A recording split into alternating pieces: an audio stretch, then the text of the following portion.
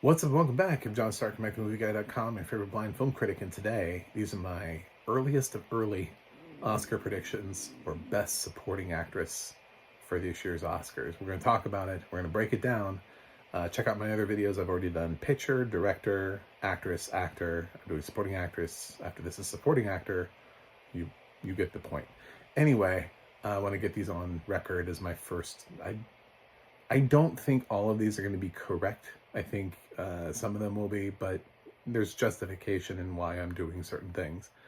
So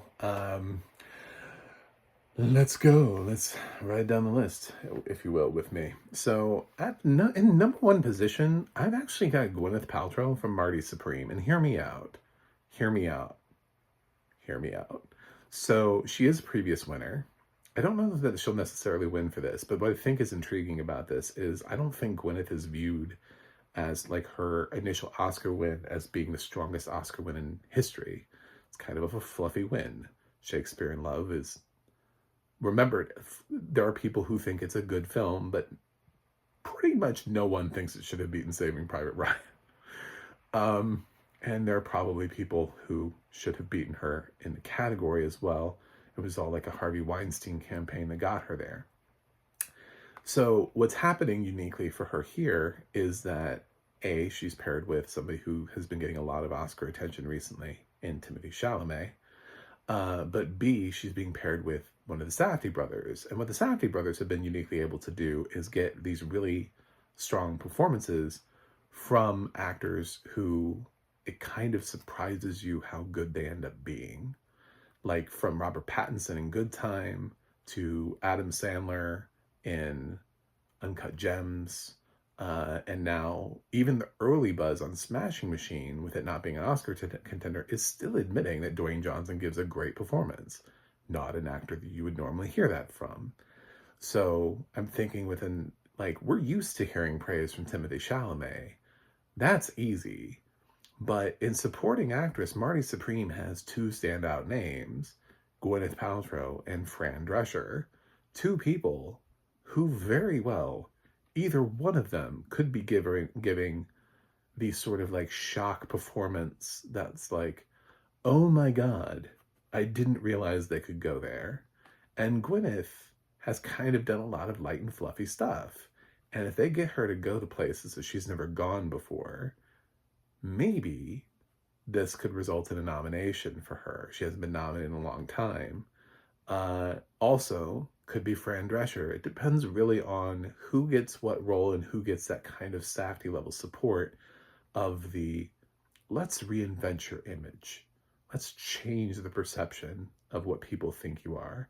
Arguably also Kevin Garnett in Uncut Gems. Let's be honest. So that's why I have her on top. It's the Safdie effect. It's taking none of those performances resulted in Oscar nominations, but also Sean Baker didn't really start getting Oscar nominations until he had made a couple movies either, and he also had the same sort of early clout recognition sort of instantaneously. So I think people are paying attention to the Safdies, and Marty Supreme getting that prime spot right around Christmas is probably going to change things for the Safdie, for one Safdie, for Josh. Moving down the list. My number two spot is right now is Ariana Grande for Wicked for Good. I don't have a reason to not have her, but I also would say I could see her slipping out.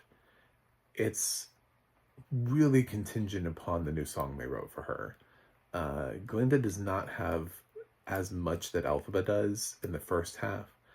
A lot of the things that she has in the second half, a lot of what Glinda has in the first half is why people love Glinda. The second half is really sort of fleshes out Fiyero a little bit more and gives Elphaba a little bit more of that connection to why people think she might be wicked. So I could see, depending on the direction, I could see the nominations being for Cynthia and Jonathan Bailey. instead of Cynthia and Ariana, but I could also see it being Cynthia and Ariana again, just like a repeat, if the material that they've given Ariana, that they've added the material that supposedly there's a new song for Glinda, if it's good. But we don't know, because not every new song that's written for a musical is good. I did really like Listen when it was added to Dreamgirls, and also Patience. I thought those are both really strong songs were added to the musical, which then caused them to be added to the show. So if you get the rights to Dreamgirls now, you get them with Listen and Patience added to the show. But I don't know that that's necessarily the case for every musical that is added. Definitely not things like Dear Evan Hansen, where those songs replaced songs and did a poor job of doing them. So, yeah, moving down the list. Ayo Edebiri for The Hunt. I think we have another interesting thing this time around where we have, last year we had the Succession boys went up against each other with Kieran and Jeremy Strong in the same category. And people kind of clocked that as being potentially interesting from the beginning. And here we have the potential to get the two leads of The Bear Oscar nominations, Jeremy Allen White playing Bruce Springsteen, but also Ayo Edebiri supporting Julia Roberts' lead in After the Hunt. I think Ayo is the kind of actress who's picking up a lot of attention for the kind of performances she's doing. And I think she's the kind of actress that is, I've used the term of the moment, but there are certain actresses that feel like, and actors who feel like they are right now, which is why we talk about them a lot. They don't always get nominations, but some of them already have had nominations, which is why they're not going to continue to keep getting and accruing more nominations, like Paul Mescal. But we're going to keep talking about them every time they're in something, like Barry Keoghan or, Austin Butler, Zendaya. There are people who just are thriving right now as part of New Hollywood, and Ayo is very much in the mix. But she's in the mix also for being respected as an actress. So, yeah, especially if The Bear is good and it ends up pushing her forward, if maybe she wins another Emmy this year. I don't know. I mean, it's all about forward momentum for her character and whether or not Luke can actually get a film Oscar nominated this year. So, but I have her in my top 5 right now. Misspelled mixed cap Alicia Silverstone cap Begonia. I'm also going with Alicia Silverstone for Begonia because I think it's an interesting nomination. And I think if we're putting a lot of faith in Yorgos Lanthimos, I think Alicia Silverstone is an interesting sort of like one to watch in the same way that Jamie Lee Curtis was for like everyone, Everything Everywhere All at Once, where it may not feel like the obvious choice at first, because what has Alicia Silverstone done to earn herself an Oscar nomination before now? Which is exactly the kind of reason why all of a sudden, out of nowhere, it feels like Alicia Silverstone could suddenly just become an Oscar nominee. Sometimes that just happens. Like you just fall into the right role in the right movie. America Ferrera is another one. So, and then you get it. Arguably Ariana Grande. I don't think she wasn't really doing the work the way that some other actors are, where they're constantly trying to take on roles and performances to attract awards attention. They just kind of get someone in the right role at the right time that just matches them perfectly. I think Alicia may have fallen into the right role at the right time in the right movie. So we'll see how Begonia goes. I think, especially there won't be any heat for Emma Stone.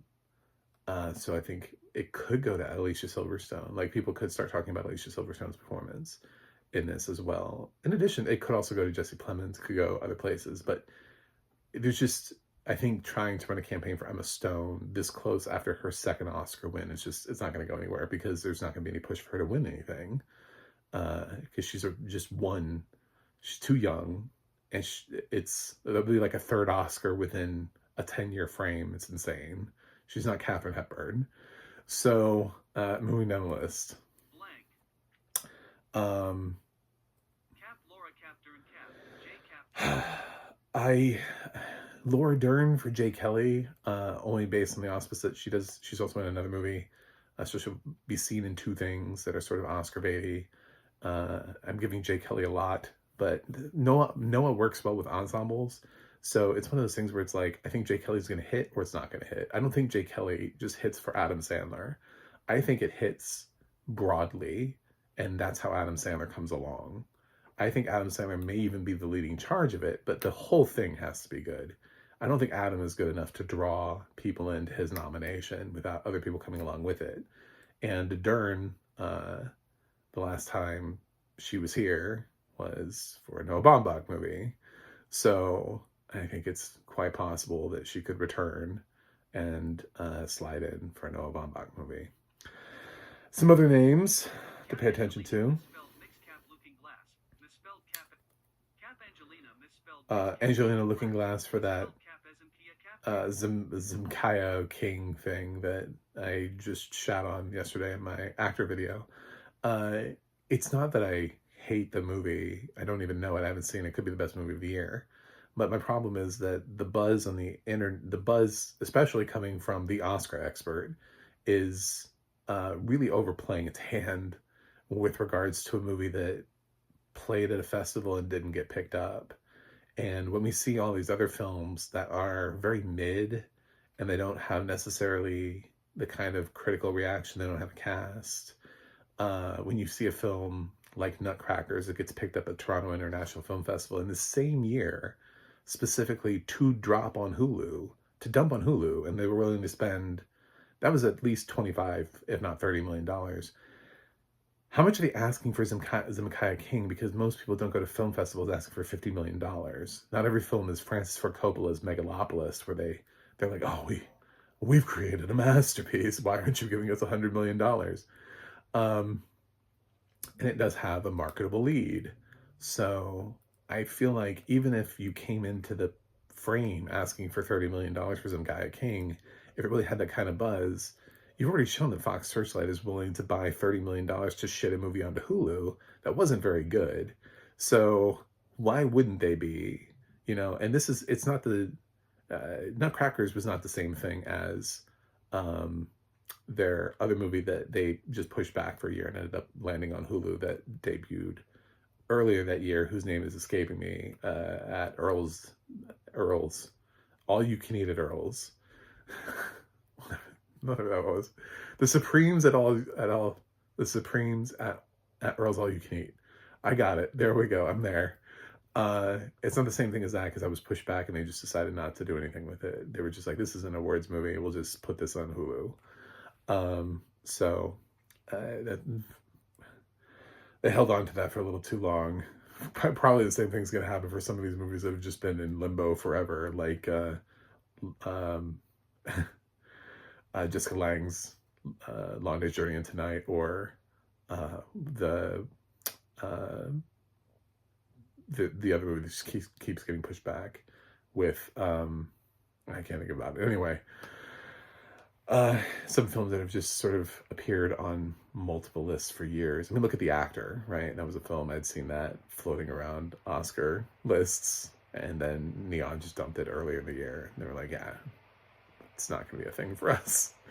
So I just need more, especially for a debut actress. I need somebody to feel like they have faith in this movie. Regina Hall for one after another, the Paul and W.S. Anderson movie. I think what's interesting here is it's Regina Hall, not Regina King. Don't get your Reginas mixed up. So this would be a new nomination for her, and this would be an actress who really started in comedy. So it really depends on the tone of the film, and because Anderson seems to be doing something a little bit more big budget, a little bit more mainstream, something that the studio feels more comfortable putting out there for like a wide release, aiming at a wider audience. I wonder if it's going to be artsy enough to be able to stretch an actress who has not quite gotten the same level of praise for her dramatic work that she has for her comedic work. So I think she just I need to see it. I know that that's a thing for a lot of people would say. It's not enough for me to bet on that she's getting the right kind of work. So There's also Tiana Taylor in the same movie, so it's like, who has the better role, right? Who ends up, who's getting the focus, who has the meaty scenes, who has the scene, who has the moment of the movie. So that could be a thing too. Tiana has less credits to her name, but does have performances that could possibly lead to her. She's had buzz before, so it wouldn't shock me.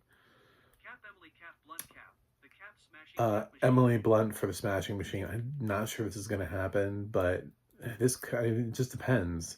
If you talk about something annoyingly long enough, maybe. I think it would happen more for Dwayne. I don't think it would happen for Emily.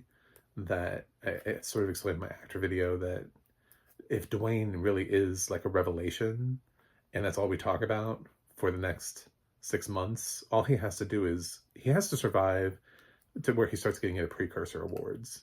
And then if he starts showing up everywhere and people start having to like screen his movie and rewatch it, that's how long he has to survive. And Demi Moore survived from the festivals and her movie being released in September and it being sort of like a revelation. And Pamela Anderson's movie was in October. It's a long time for him to feel like he's doing a revelatory performance. So I'm not sure, which is why I didn't have him in my top five, and I don't have him really in my top five either. It would take a lot for her to come along with Dwayne. Elle Fanning, sentimental value. I thought about including her, but I don't know that sentimental value is going to get everybody nominated, and I already have Renata, and I'm definitely going to have Stellan. That's a spoiler for my supporting actor video. So Jennifer Lopez for Kiss of the Spider Woman. The buzz on this film is not great, but Jennifer Lopez tends to get mentioned because she should have been nominated for Hustlers. So she was mentioned for Unstoppable just because they saw a film that could have been Oscar bait. She was mentioned because nobody had seen Unstoppable. If you watch Unstoppable, you'll understand that the film is not structured in a way that would have ever led to an Oscar nomination for her performance. So the people who've seen Kiss of the Spider Woman say she's good, but it's basically just she's constantly just singing and dancing. It's her doing her thing. But also, it's her doing her thing. She's also not stretching herself. So maybe her doing her thing is what gets her the Oscar nomination.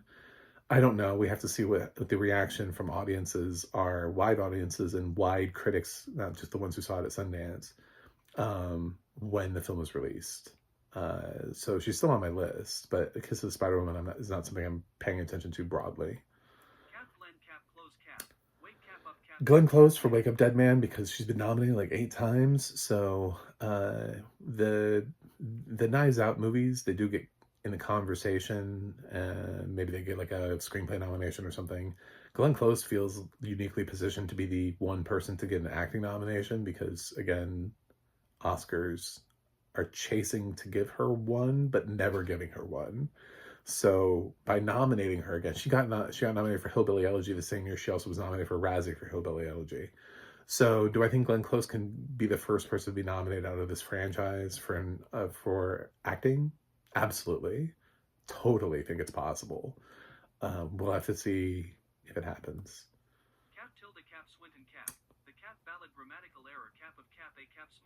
Tilda Swinton for The Ballad of Small Player. The Edward Berger movie. I haven't lost faith in Edward Berger. I just wonder if he can actually seriously get 3 Best Picture nominees back to back. So we'll see. I'm still paying attention to it. Some other people are like, nah, it doesn't sound like it's Oscar bait. I'm like, man, I feel like we've said that about the last 2 Edward Berger movies. Sissy Spacek for Die My Love is kind of going to be kind of a bleak movie. I feel like Jennifer Lawrence is going to be the focus, and Sissy Spacek would come along with that maybe. So Thomasia Mackenzie for Ann Lee. Again, it depends. This is one of the things where it's like, if Amanda Seyfried got enough, would Thomas Ian come along with it? I don't know. I think Ann Lee has to be really good for Thomas Ian to show up in the supporting actress race. I already mentioned Fran Drescher, also as a possibility for Marty Supreme. Mia Goth for Frankenstein. Here's an interesting thing. I didn't realize Mia Goth was in Frankenstein. And then when I was looking through a list of potential names, I saw Mia Goth. And I was like, you know what? People have tried to get her nominated for that Pearl franchise before. And here's an opportunity where she's in a film, she's in a franchise, she's with a respected director, and I kind of wonder, I'm putting a question mark. If she's good, could this be the nomination that Frankenstein gets? Like, we want it to be Oscar Isaac, but I feel like Mia has enough fans that if they don't shut up about her performance, could they possibly sneak her into the supporting actress race? Could this be like Kate Blanchett, Nightmare Alley type stuff, where the one performance that we linger on is in supporting actress? I'm not counting it out, so we'll see. Um, Jamie Lee Curtis for Ella McKay on the offside chance that James L. Brooks competently directed a film again because he's directed some really good films. Suddenly the whole cast could, if it turns out this movie's good, everybody could suddenly just fly into the race. So those are my options. Those are the people I'm paying the most attention to right now. Obviously that's going to change as the year shapes, and there are still films nobody's paying attention to because we don't even know they're coming to film festivals yet. There were films last year that were nominated for Oscars that nobody was talking about at this point because they didn't know they existed. So we were still very much on the Sing Sing for Best Picture. This is the time of year where we were like, oh, Sing Sing's going to win Best Picture, guys. Remember, it was great at Toronto, and yeah, it's gonna do it. A24's got Sing Sing, and nothing's gonna stop it. And obviously that didn't quite work out the way that everybody thought it was going to. This year, people are being a little bit more measured, and they're not giving that same response to Life of Chuck. So, yeah, it's a different year. So let me know what you think in the comments. Thanks for watching, and I'll see you guys on the other side.